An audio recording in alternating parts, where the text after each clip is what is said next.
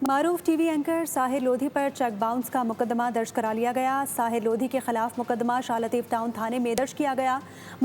मुकदमे के मुताबिक नगमा वकील नामी खातून ने साहिर लोधी को बतौर इन्वेस्टमेंट 40 लाख रुपए दिए। साहिर लोधी की जानिब से खातून को 2 मरतबा मुनाफा भी दिया गया। पुलिस मामले की मजीद तफ्तीश कर रही है। मारूफ टीवी एंकर साहिर लोधी पर चेक बाउंस का मुकदमा दर्ज करा लिया गया। साहिर लोधी के खिलाफ मुकदमा शाह लतीफ टाउन थाने में दर्ज किया गया। मुकदमे के मुताबिक नगमा वकील नामी खातून ने साहिर लोधी को बतौर इन्वेस्टमेंट 40 लाख रुपए दिए।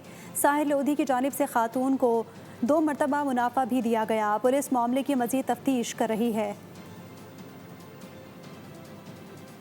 मारूफ टीवी एंकर साहिर लोधी पर चेक बाउंस का मुकदमा दर्ज करा लिया गया। साहिर लोधी के खिलाफ मुकदमा शाह लतीफ टाउन थाने में दर्ज किया गया। मुकदमे के मुताबिक नगमा वकील नामी खातून ने साहिर लोधी को बतौर इन्वेस्टमेंट 40 लाख रुपए दिए। साहिर लोधी की जानिब से खातून को 2 मरतबा मुनाफा भी दिया गया। पुलिस मामले की मजीद तफ्तीश कर रही है।